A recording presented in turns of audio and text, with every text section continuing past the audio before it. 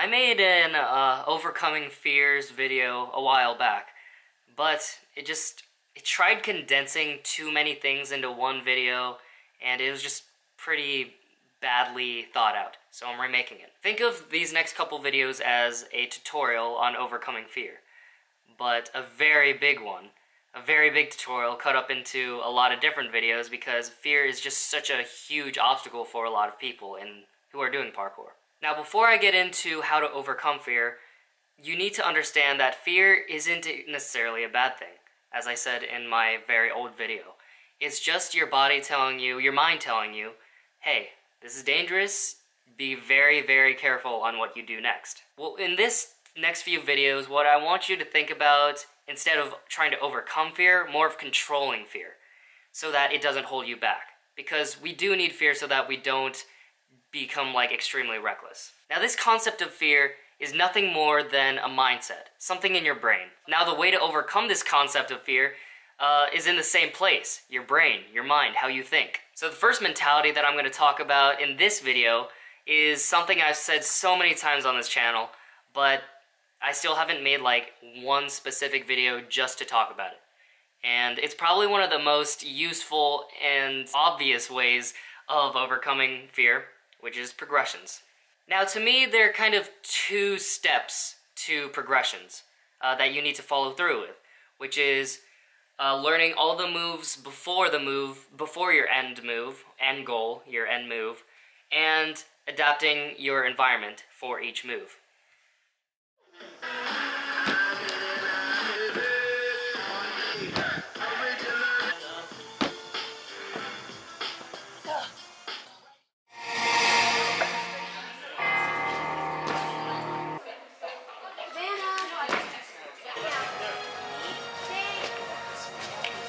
Boy!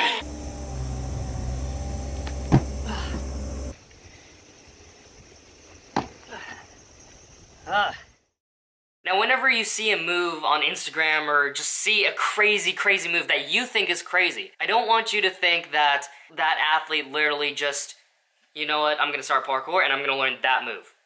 No, he used progressions. And I want you to think the same way. So let's say you want to learn double corks, for example. And we're also gonna say that you're first starting out. Because chances are, if you've been training for a long time, then you probably already know all the steps to progressions. Well, scratch that. If you've been training for a long time and you've been progressing as well. But anyway, as I was saying, your end goal is a double cork.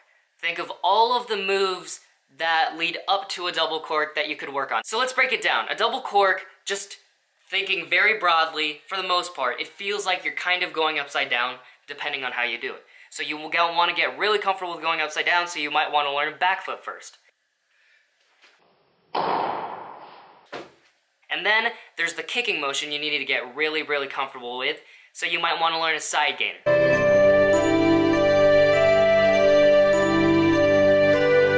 But then you need to think about kind of starting to learn how to twist slightly, so then you might want to learn a cheat gainer.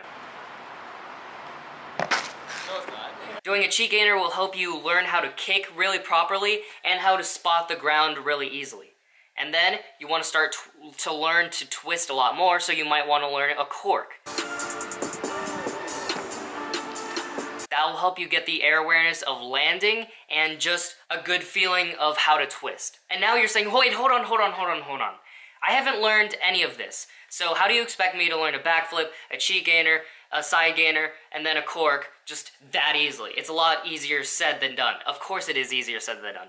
But this is where you use the other side of progressions, which is adapting your environment. For all of these moves, you can use generally the same steps. First, go into a foam pit where there's almost no consequences. And then you could, once you get comfortable with the technique there, then go onto a mat, and then spring floor, and then sand, and then grass, and then what I would say your main goal should be is to get so comfortable with every single move you do that you should try to make your goal to do it on concrete first try. Because concrete, for the most part, is the same.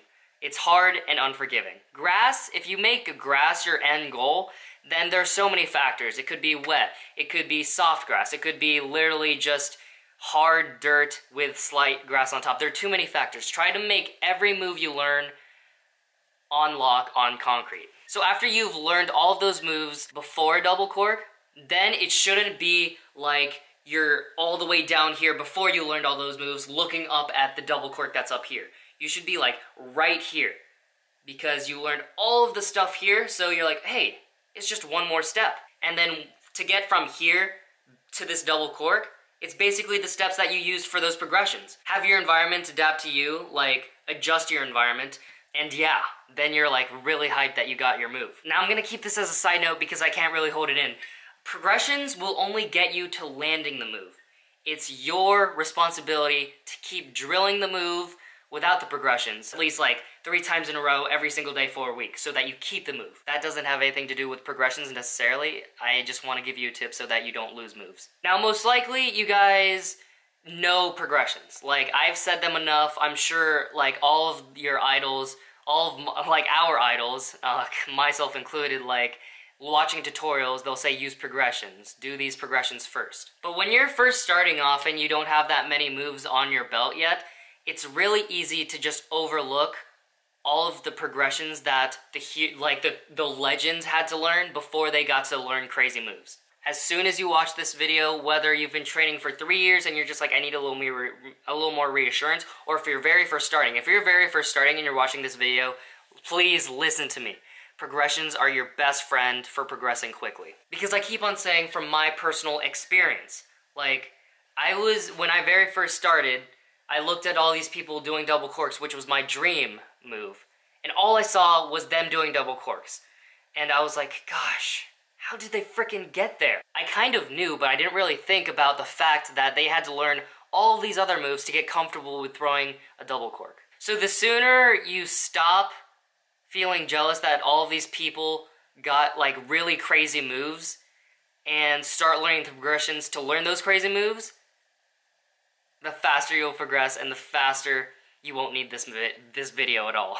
So all I've got to kind of say is once you find that rhythm of knowing which progressions you need to use, using them, executing them, right one after another, and just do that for every single move you want,